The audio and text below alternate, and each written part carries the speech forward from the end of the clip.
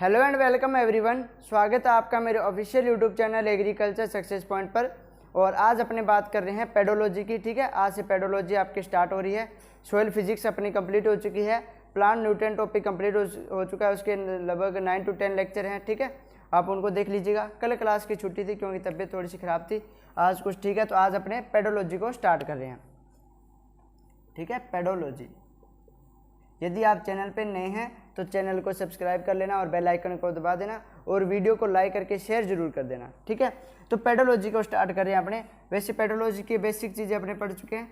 ठीक है, फिर भी रिवीजन कर लेते हैं अपने। जो पेडोलॉजी है, लॉजी शब्द आ गया, मतलब ये कौन सी भाषा से लिया गया है? तो ये लिया गया है ग्रीक भाषा से। पेडोलॉजी कौन सी भाषा का शब्द है? ग्रीक भाषा का शब्द है।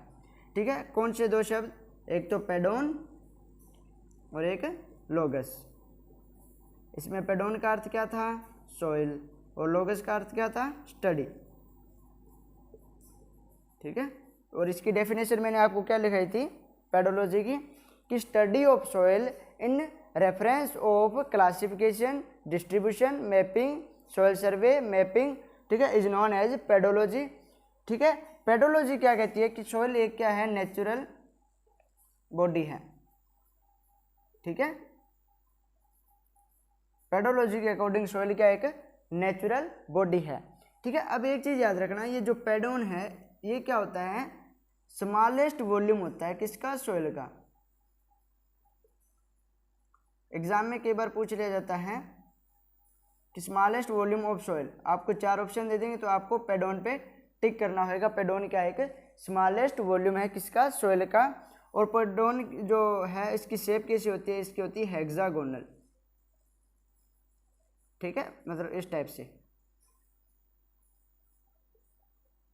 ठीक है, 1 2 3 4 5 6, हाँ ये है हेक्सागोनल शेप। ठीक है, ये पेडोन की शेप होती है। ये था बेसिक। ठीक है, और पेडोलॉजी के फादर कौन है? वीवी डोकुचेव है।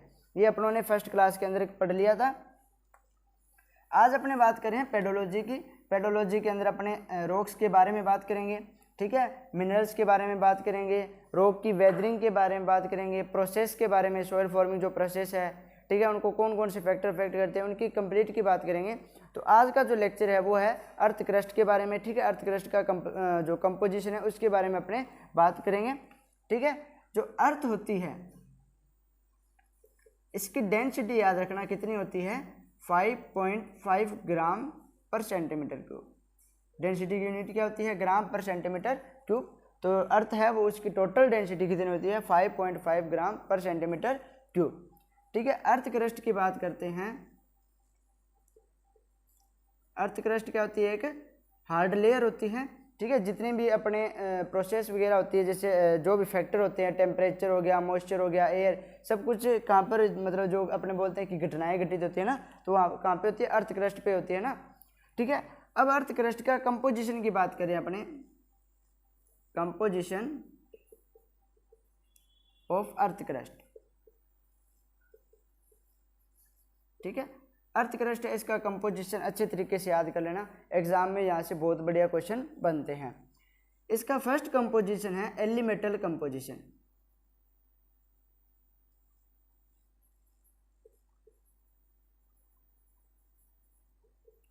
ठीक है, कौन सा कंपोजिशन है? फर्स्ट एलिमेंटल कंपोजिशन है। इसके बाद अपने एलिमेंटल ग्रुप कंपोजिशन के बारे में बात करेंगे और एक रॉक परसेंटेज के बारे में बात करेंगे। ठीक है, तो इसके 3 जो है वो कंपोजिशन है। तो पहले पढ़ते हैं एलिमेंटल कंपोजिशन। टोटल अभी तक जो है 106 एलिमेंट जो है वो खोजे जा चुके हैं, डिस्कवर किए जा चुके हैं। ठीक है ना, इनमें से 8 एलिमेंट हैं जिनकी आज अपने बात करेंगे। ठीक है, जो कितना है, ये मान लो 100% है, तो इस 100% का ये कितना होता है? ये होता है 98.6% हिस्सा। ये 8 एलिमेंट हैं। ठीक है, जिनकी बात अपने आज करेंगे। बाकी जो बच गए 98 एलिमेंट बच गए। ठीक है, ये 8 माइनस करेंगे तो कितने बच गए? 98। ये 98 एलिमेंट कितने रह गए? 1.4% ही रह गए। ठीक है, तो इस 1.4% को पढ़ने की बजाय अपने 98.6% पढ़ेंगे और यहीं से क्वेश्चन बनते हैं एग्जाम के अंदर। ठीक है, तो अपने बात करते हैं इनकी कौन कौन से एलिमेंट हैं और कितने परसेंट ये होते हैं। ठीक है, अर्थ क्रस्ट में। तो देखिए, फर्स्ट एलिमेंट है ऑक्सीजन, सेकंड है सिलिकॉन, ठीक है, थर्ड है एल्यूमिनियम, फोर्थ है फेरस और फिफ्थ है कैल्शियम। मैग्नीशियम, पोटेशियम और सोडियम, ये आपको 3 कंपोनेंट जो एलिमेंट है वो याद रखने होंगे, ठीक है, 6, 7 और 8 नंबर, ठीक है, ये आपको याद रखना है। इनके परसेंट जो एग्जाम के अंदर पूछे जाते हैं, आपसे ये पूछा जा सकता है कि which of the following is a element on earth crust, ठीक है, जो डोमिनेट होते हैं। तो आपको ये यदि एलिमेंट दिए हुए हैं तो आपके यदि पूछा जाए 8 नंबर पे कौन सा है, 7 नंबर पे कौन सा है या 3 नंबर पे कौन सा है, तो आप बता सकते हो, ठीक है, इसलिए मैंने ये 3 के नाम लिखा दिए। अब देखिए ऑक्सीजन कितने परसेंट होता है, ऑक्सीजन होता है 46.6%, और एग्जाम में ये परसेंट भी पूछे जाते हैं और इनकी जो पोजीशन है वो भी पूछे जाती है। अपने कंप्लीट के बारे में आज बात करेंगे। सिलिकॉन ये है वो कितना होता है 27.72%, कितना होता है 27.72% होता है। एल्युमिनियम होता है 8.13%, कितना होता है 8.13% होता है। फेरस कितना होता है, फेरस होता है 5%, ठीक है, और कैल्शियम कितना होता है 3.63%, ठीक है। ये हो गए इसके 8 एलिमेंट, ठीक है, विद इनके कितने परसेंट ये होते हैं इनकी बात होगी, ठीक है।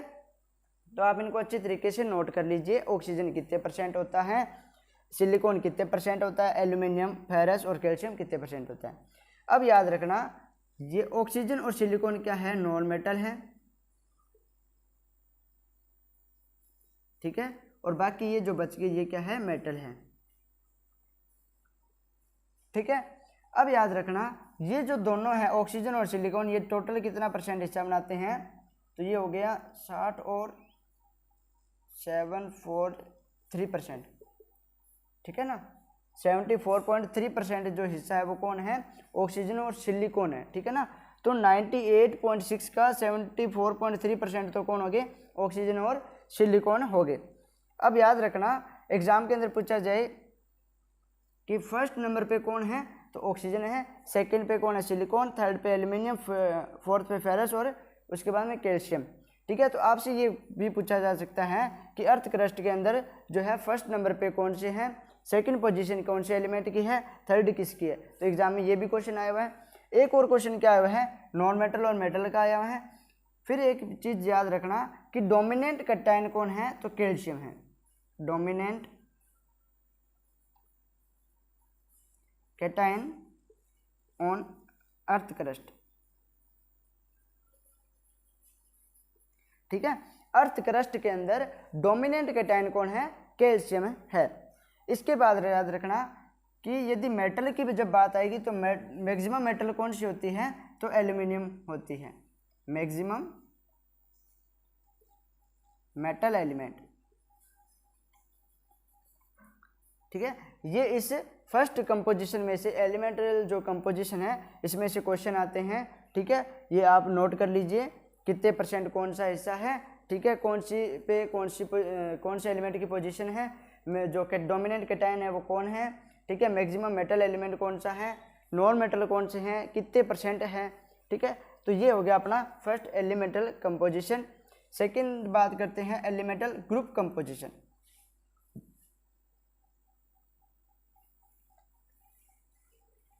वीडियो को ज़्यादा से ज़्यादा शेयर करना, ठीक है, और यहाँ पे आपको पूरी कंप्लीट सोयल साइंस और उसके बाद अपने एग्रोनॉमी की बात करेंगे, ठीक है। सेकेंड नंबर पे आ जाता है एलिमेंटल ग्रुप कंपोजिशन,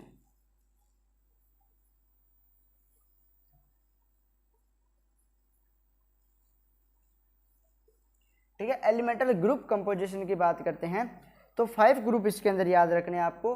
उन 5 ग्रुप का आपको नाम याद रहना चाहिए और उनके बारे में एक एक लाइन लिखा रही हूँ, उनको रट्टा मार लेना। एग्जाम के अंदर क्वेश्चन पूछे जाते हैं, किस टाइप से पूछे जाएंगे वो भी मैं आपको बताऊंगा। तो पहले आप उन 5 ग्रुप के नाम याद रखने। पहला आता है लिथोस्फीयर, लिथोफिल्स। दूसरा आता है चाल्कोफिल्स।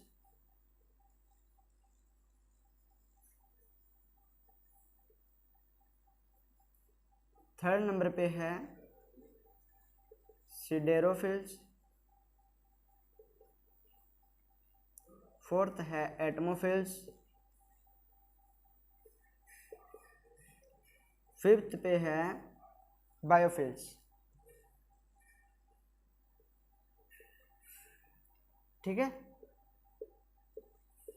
लिथोफिल्स, चाल्कोफिल्स, सिडेरोफिल्स, एटमोफिल्स और बायोफिल्स। एग्जाम के अंदर आपसे ये पूछा जाता है कि which of the following is a elemental group, ठीक है, ऑन अर्थ क्रस्ट। तो आपको ये 5 ऑप्शन दिए होंगे, या तो इसे बोल दें 4 ऑप्शन देंगे, none of all of the above, ठीक है, तो आपको ऑल ऑफ द अबव पे करना होगा, या आपको कोई अलग ग्रुप देके इनमें से यदि आपको कोई एक ग्रुप दिया जाता है तो आपको उस पर टिक करना होएगा कि ये लिथोफिल्स है या चाल्कोफिल्स है या सिडेरोफिल्स है या एटमोफिल्स है या बायोफिल्स है। तो इनके बारे में आपको अच्छे तरीके से याद होना चाहिए, ठीक है ना। तो अपने लिथोफिल्स की बात करते हैं कि लिथोफिल्स है क्या एक्चुअली में, ठीक है। तो इसका ये पॉइंट याद रख लेना, रीडली आयोनाइज्ड और formed stable ऑक्सी एनायन, ठीक है, जिसके अंदर स्टेबल ऑक्सी एनायन होते हैं, उसकी फॉर्मेशन होती है, तो उनको किसके अंदर रखेंगे, लिथोफिल्स के अंदर रखेंगे। चाल्कोफिल्स के अंदर रखेंगे tends formed of covalent bond with sulphide,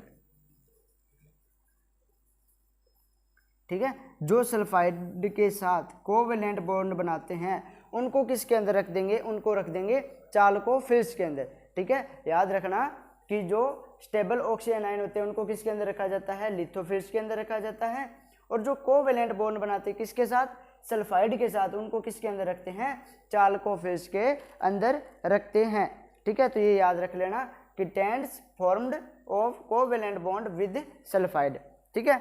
इसके बाद में जो सिडेरोफिल्स हैं इसके अंदर कौन से आएंगे, जो मेटल के साथ को बॉन्ड बनाते हैं, ठीक है, या मेटेलिक बॉन्ड बनाते हैं, टेंस फॉर्म्ड मेटेलिक बॉन्ड,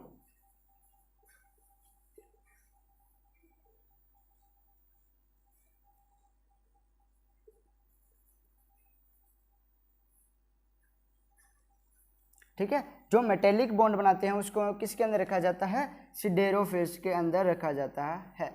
याद रख लेना, सिडेरोफिल्स के अंदर कौन से आएंगे, जो मेटेलिक बॉन्ड बनाते हैं उनको सिडेरोफिल्स के अंदर रखा जाएगा। एटमोफिल्स जो एटमॉस्फेयर के अंदर गैसेस फॉर्म में होते हैं, तो present in atmosphere in gaseous form, ठीक है। जो एटमॉस्फेयर के अंदर गैसेस फॉर्म में रहते हैं उनको क्या बोला जाता है, उनको एटमोफिल्स के अंदर रखा जाता है। बायोफिल्स के अंदर किसको रखेंगे, जो किससे हैं, जो ऑर्गेनिज्म होते हैं, लिविंग ऑर्गेनिज्म, उनके साथ जो है संबंध बना के रखते हैं, उनको बायोफिल्स के अंदर रखा जाएगा। तो एलिमेंट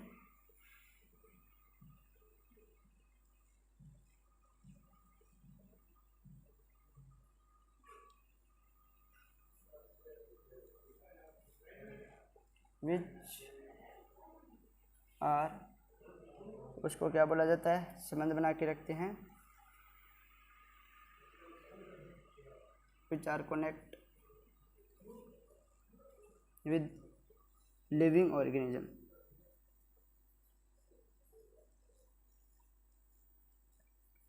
ठीक है। जो लिविंग ऑर्गेनिज्म के साथ कनेक्ट रखते हैं उन एलिमेंट को रखा जाता है बायोफिल्स के अंदर। तो ये याद रख लेना कि बायोफिल्स के अंदर कौन से आते हैं, जो किसके साथ कनेक्ट रखते हैं, लिविंग ऑर्गेनिज्म के साथ, ठीक है। जो एटमॉस्फेयर के अंदर गैसेस फॉर्म में रहते हैं उन एलिमेंट को रखा जाता है एटमोफिल्स में, ठीक है। सिडेरोफिल्स के अंदर आ जाएंगे मेटेलिक बॉन्ड बनाने वाले, चाल्कोफिल्स के अंदर आ जाएंगे सल्फाइड वाले, और लिथोफिल्स के अंदर आ जाएंगे ऑक्सी एनायन वाले, ठीक है ना। तो ये है इसके मेन पॉइंट जो आपके एग्जाम के अंदर पूछे जा सकते हैं, ठीक है। तो ये हो गए मेटेलिक बॉन्ड, सल्फाइड बॉन्ड, ये याद रखने हैं आपको। और जो स्टेबल ऑक्सी एनायन होता है वो किसके अंदर आता है, लिथोफिल्स के अंदर। तो ये याद रख लेना आप, आपको ये एक लाइन दे देंगे और आपसे इनमें से कोई ऑप्शन दिया होगा तो आपको उस पर टिक करना होगा, ठीक है। जैसे मान लो मेटेलिक बॉन्ड का पूछा है कि मेटेलिक बॉन्ड वाले किसके अंदर आएंगे, तो सिडेरोफिल्स के अंदर आएंगे। जो सल्फाइड बॉन्ड बनाते हैं, ठीक है, सल्फाइड के साथ जो कोवेलेंट बॉन्ड बनाते हैं वो किसके अंदर आएंगे, चालकोफिल्स में आएंगे। स्टेबल ऑक्सीजनाइन वाले जो है लिथोफिल्स के अंदर आएंगे। एटमोफिल्स है, इसके अंदर आएंगे जो एटमोस्फेयर के अंदर गैसेस फॉर्म में प्रेजेंट होते हैं। बायोफिल्स के अंदर आएंगे element which are connect with living organism, ठीक है। कनेक्ट की जगह आप ये भी लिख सकते हो एसोसिएट, ठीक है, ये सही रहेगा। कनेक्ट की जगह एसोसिएट लिख लेना आप, ठीक है, या कनेक्ट है तो वो भी एक सही है, ठीक है। तो एसोसिएट किसके साथ रहते हैं, लिविंग ऑर्गेनिज्म के साथ, तो वो आएंगे बायोफिल्स के अंदर। ये अपना सेकंड कंप्लीट हो गया क्लासिफिकेशन, ठीक है। इसके बाद में अपने बात कर लेते हैं थर्ड, जो रोग परसेंटेज वाला है उसकी।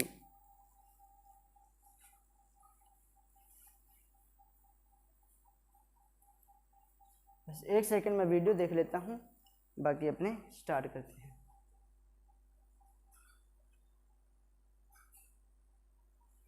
सही चल रही है अभी तक तो।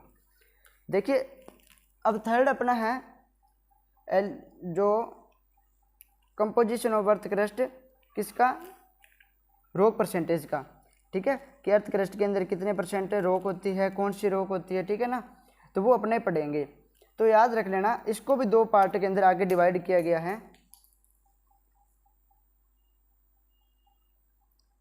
ठीक है। रोक वाले को दो पार्ट के अंदर डिवाइड किया गया, एक तो अप टू 5 किलोमीटर, ठीक है, और एक हो गया, एक सेकेंड रुकना, एक तो अप टू 5 किलोमीटर और एक आ जाता है आपका कंप्लीट अर्थ क्रस्ट का, ठीक है ना। तो अपने 5 किलोमीटर की बात करते हैं पहले, अप टू 5 किलोमीटर, ठीक है। इसके अंदर देखना, याद रखना जो सेडिमेंटरी रॉक होती है,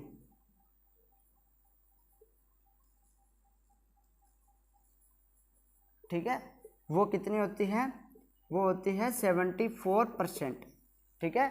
जो अपना नेक्स्ट क्लासिफिकेशन है थर्ड, वो है रॉक परसेंट का, ठीक है। Elemental composition of earth crust bracket में लिखना रॉक परसेंट का, ठीक है। तो अप टू 5 किलोमीटर तक है, उसके अंदर सेडिमेंट्री रॉक कितनी होती है, 74% होती है। और जो इग्नियस रॉक होती है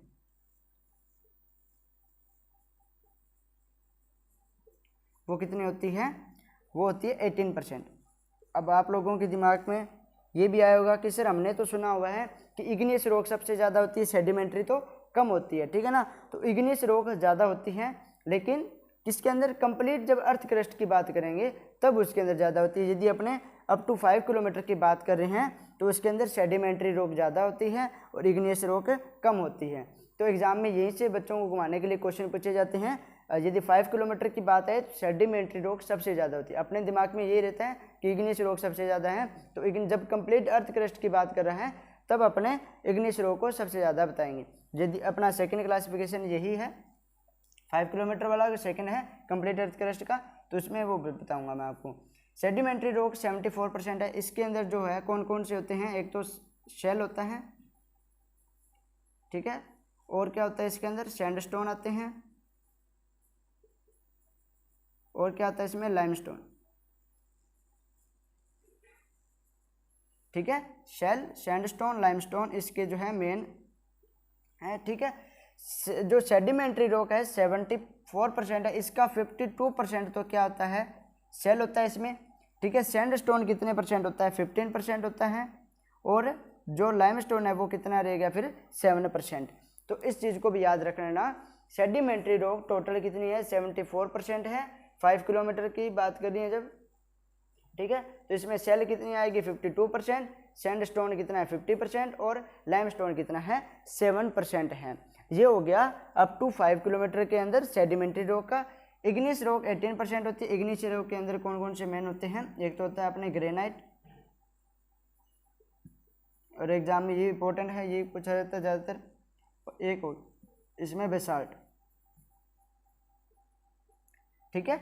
ग्रेनाइट कितना हो जाएगा 15%, बाकी कितना बचेगा 3%, वो क्या हो जाएगा बेसाल्ट, ठीक है। 15% क्या है, ग्रेनाइट है, और 3% है बेसाल्ट।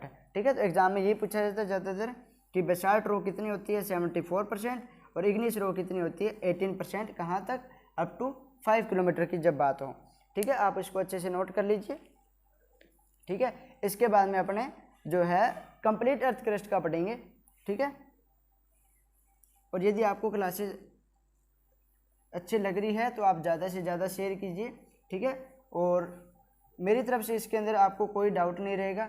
ठीक है, आपको अच्छे से अच्छे तरीके से समझाने की कोशिश कर रहा हूँ।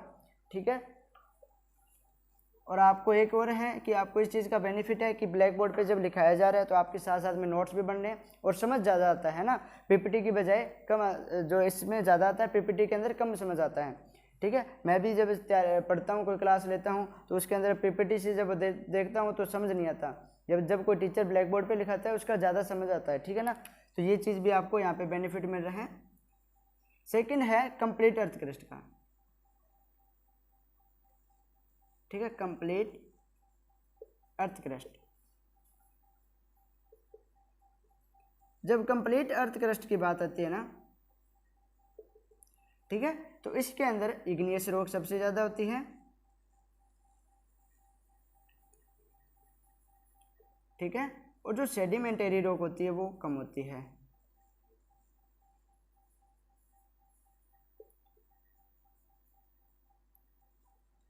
ठीक है, इग्नियस रॉक क्या होती है, ज़्यादा होती है, सेडिमेंटरी रॉक कम होती है। इग्नियस रॉक कितनी होती है 95% होती है। ठीक है, और सेडिमेंटरी रॉक कितनी होती है 5% होती है। ठीक है, इग्नियस रॉक कितनी होती है 95% और सेडिमेंटरी रॉक कितनी होती है 5%। और अपने एग्जाम जो अपने दिमाग के अंदर ये सबसे ज़्यादा रहता है कंप्लीट वाला कि 90% मतलब इग्नियस रॉक सबसे ज़्यादा होती है। लेकिन जब एग्जामिनर जब पेपर बना रहा होता है उसको लगता है कि बच्चे को थोड़ा सा घुमाएं, तो वो क्या कर देते हैं अप टू 5 किलोमीटर का पूछ लेते हैं और उसके अंदर कौन सी होती है सेडिमेंटरी रॉक है वो सबसे ज़्यादा होती है। कितनी 74% की। ठीक है, इग्नियस रॉक कितनी होती है 95%। और इग्नियस के अंदर अभी जब पढ़ा था तो ग्रेनाइट सबसे ज़्यादा, तो इसके अंदर मेन कंपोनेंट जो मेन होता है वो क्या होता है ग्रेनाइट होता है। ठीक है, जो इग्नियस रॉक होती है उसके अंदर सबसे ज़्यादा क्या होता है ग्रेनाइट होता है। सेडिमेंटरी रॉक है इसके अंदर शेल सबसे ज़्यादा होता है। कितना होता है लगभग 5% का, 4% तो शेल ही है, बाकी 1% बच गया जैसे सैंडस्टोन है। ठीक है, और लाइमस्टोन है, तो वो मान लो कि इसमें भी सैंडस्टोन ज़्यादा होता है 0.75% और ये हो गया 0.25%, तो हो गए 5%। ठीक है ना, तो ये था कंप्लीट अर्थ क्रस्ट का। ठीक है, igneous rock 95%, sedimentary rock 5%, igneous rock के अंदर ग्रेनाइट सबसे ज़्यादा, सेडिमेंटरी रॉक के अंदर 5% में शेल सबसे ज़्यादा 4%, सैंडस्टोन 0.75 और लाइमस्टोन 0.25। ठीक है, तो ये था आज का लेक्चर अर्थ क्रस्ट के बारे में अपनों ने पढ़ा। ठीक है, आई होप कि आपको लेक्चर अच्छा लगा होगा। वीडियो को ज़्यादा से ज़्यादा शेयर करना, और इस संडे एक गाइडेंस सेशन आ रहा है जिसके अंदर मैं आपको बताऊंगा कि पढ़ाई किस टाइप से करें, 0 to हीरो कैसे बने। ठीक है, और जो यदि थ्योरी एग्जाम भी दे रहा है चाहे कॉम्पिटिशन एग्जाम दे रहा है उन सभी स्टूडेंट्स के लिए वो लेक्चर इंपॉर्टेंट रहने वाला है या वो सेशन है। ठीक है, तो आप संडे को जरूर जुड़ना है प्लेटफॉर्म के साथ। Thank you.